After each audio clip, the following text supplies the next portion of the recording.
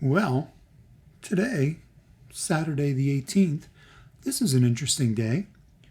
I went down to the garage this morning because I was going to be on my way to work, and my car, my Tesla Model 3, would not open for me. It was really weird. So I waved my phone back and forth a little bit over it, and finally the door popped open, and the driver's side window started going down on its own.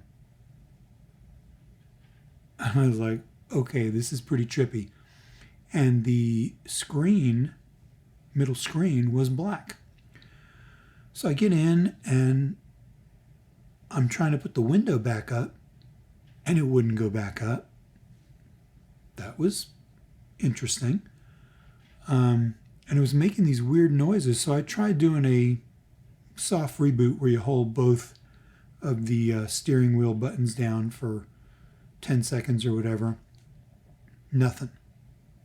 So I'm freaking out at this point. So I called my client and said, hey, I'm not going to make it in to work this morning because there's something going on with my car. Strangest thing. Tried putting the window back up. It was creeping up a little bit and then it would stop. So I came upstairs and I got online. I went to the Tesla website and ended up going through the app and doing the roadside assistance thing, and they emailed me. He had to put in what's going on, said car won't run, it's kind of vague. So in the interim, I went back down there and did a hard reboot where you hold the brake down and hold the buttons down for like 30 seconds. And while I was doing it, the brake was like going up and down. It was making all these weird noises. And finally, the screen came back on. And when the screen came back on, there was a warning message that's saying, 12-volt battery needing to be replaced soon.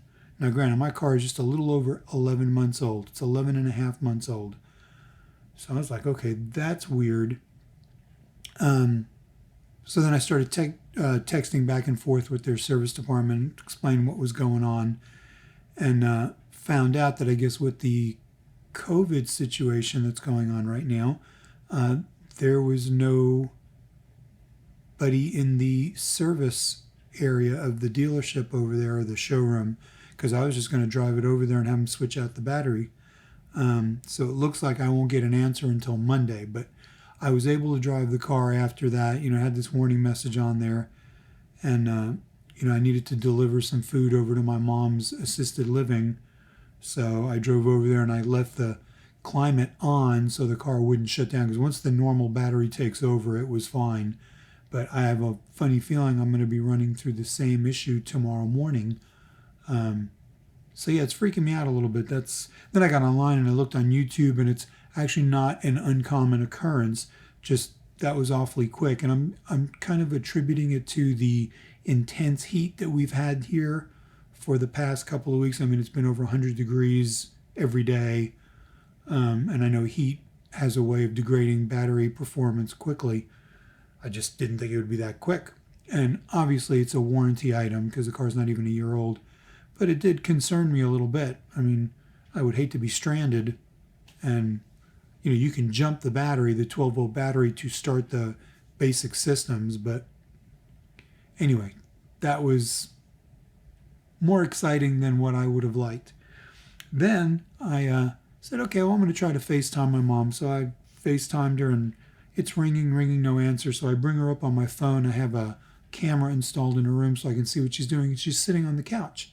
So I get my iPad out while I'm looking at my phone, and I'm ringing it and I'm listening, and it's not ringing in a room. So I'm thinking, okay, something's going on. So I have to get out of that app to be able to call her on her phone. So I called her phone, and it rang and rang and rang. And she has this voicemail that it says, no, thank you. So I got that. So I was like, okay. So I get back on the camera and I'm looking at her, and it looks like she's holding her phone and like she's putting it up to her ear going, hello.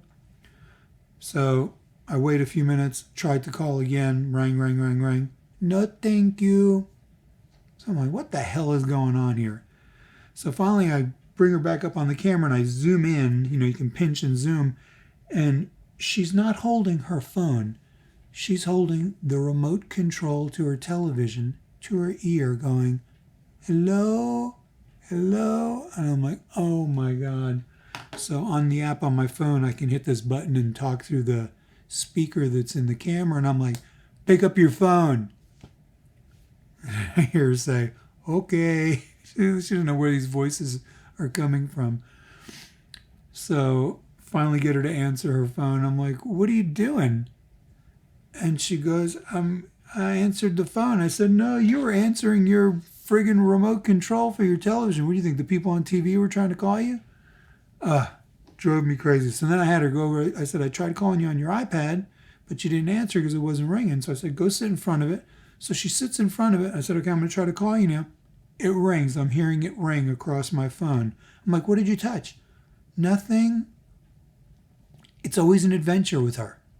So anyway, finally got to talk to her for a while. Yeah, it's just one of those things. It's just interesting. So that was my day today. Car issues, mom issues, internet issues, technical issues, remote control issues.